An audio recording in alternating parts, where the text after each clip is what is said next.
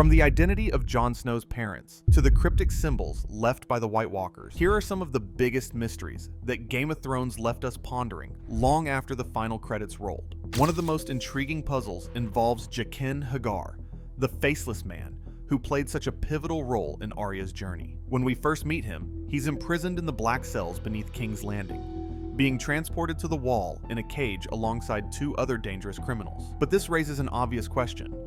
What was a member of the world's most elite assassin order doing locked up in the first place? The Faceless Men are shown to be nearly supernatural in their abilities. They can change faces at will, move like shadows, and infiltrate the most secure locations. Jaqen himself demonstrates these abilities multiple times, escaping Harrenhal with ease and later appearing in the Citadel disguised as someone else entirely. So how did such a skilled operative end up captured?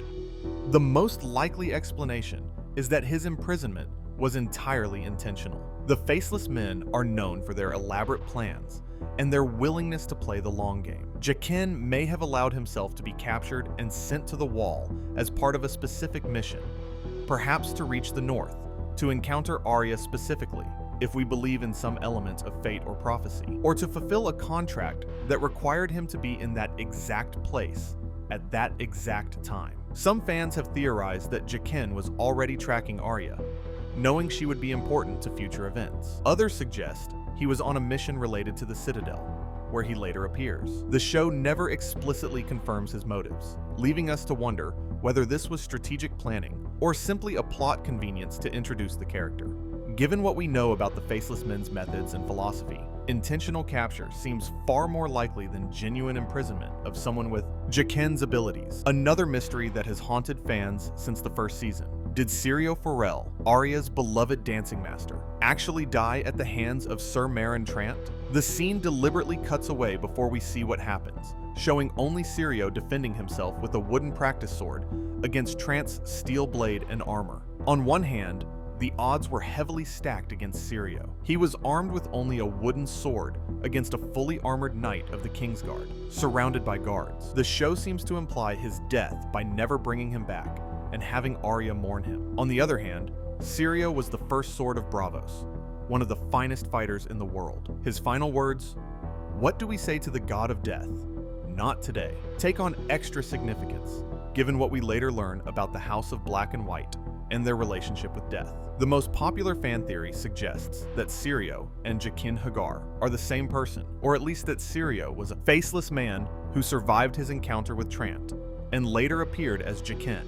Both are from Braavos. Both are connected to Arya at crucial moments in her journey, and both seem to have preternatural fighting ability. The theory posits that Syrio defeated or evaded Trant, possibly by stealing the face of one of the guards, and later orchestrated his own arrest to continue guiding Arya toward becoming no one. While the show never confirms this, it remains one of those deliberately ambiguous mysteries. Perhaps Syrio's true legacy isn't whether he survived, but rather the lessons he taught Arya that saved her life countless times. Still, many fans refuse to believe that the first sword of Braavos fell to someone like Meryn Trant, and honestly, who can blame them?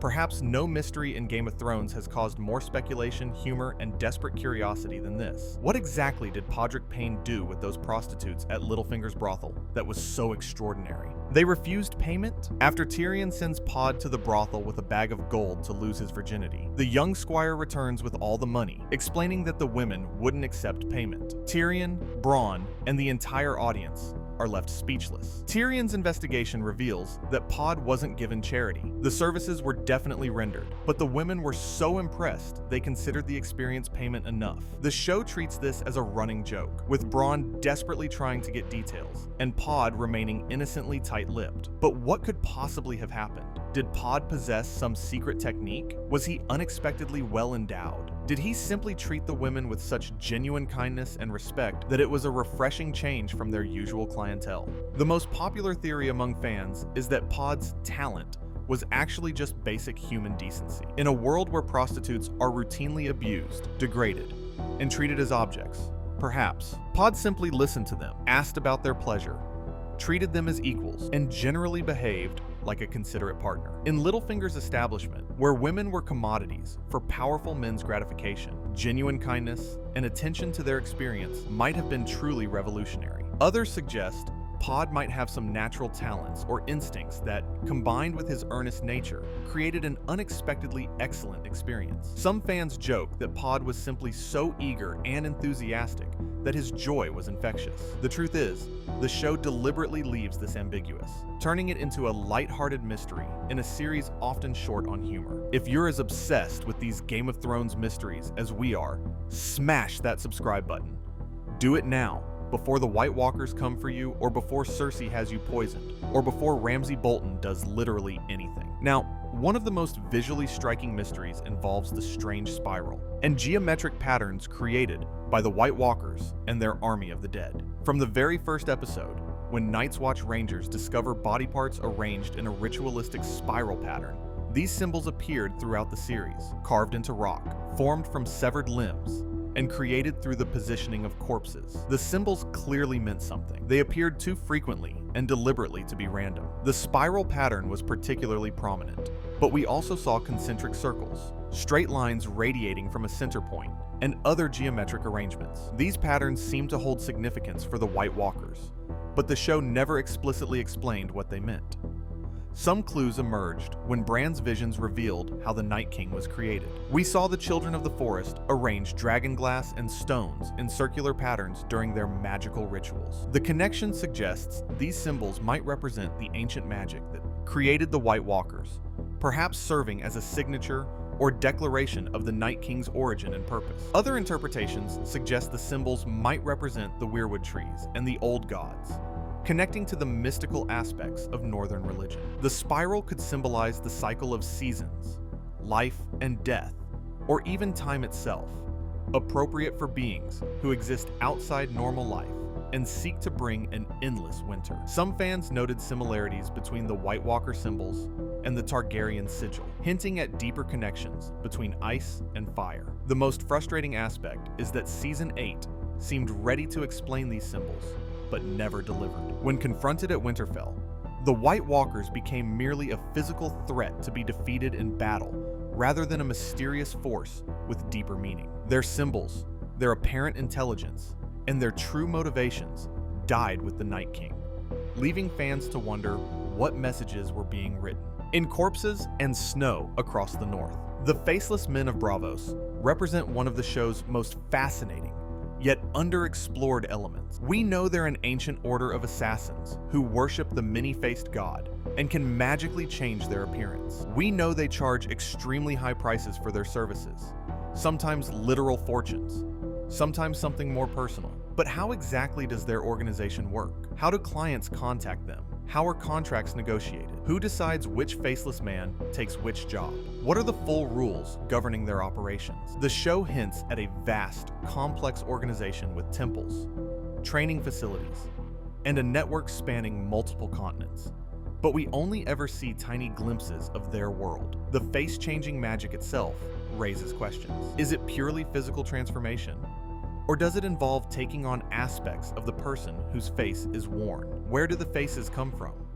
Do they need the actual faces of corpses? Or can they conjure appearances? Can they become anyone? Or only people who are dead? Arya's training suggests there are rules and limitations, but these are never fully explained. We also never learn the full extent of their influence or their ultimate goals. They claim to serve death itself, taking all people equally, regardless of wealth or status. But their prices ensure only the powerful can afford them, which seems contradictory. Are they truly neutral servants of death? Or do they have their own agenda? The fact that Jaqen appears in the Citadel suggests they may be involved in larger historical and political movements beyond simple assassination. The mystery deepens when we consider that several characters may have been faceless men in disguise. Could other faces we saw throughout the series have been masks worn by the faceless? The show leaves us wondering about the true scope and power of this organization. Few characters are as deliberately mysterious as Quaithe, masked Shadowbinder from Ashai, who appears to Jorah and later visits Daenerys in visions. Dressed in red lacquered wood mask that conceals her entire face, she speaks in cryptic warnings and prophecies, then vanishes without explanation. Quaithe warns Daenerys about various dangers and tells her to remember who she is. She mentions that Daenerys will be betrayed 3 times, for blood, for gold, and for love. She appears and disappears like smoke, suggesting magical abilities beyond normal human capacity. And intriguingly, when Arya asks Jaqen who he is at one point, he responds, "No one," the same phrase Quaithe uses to describe herself.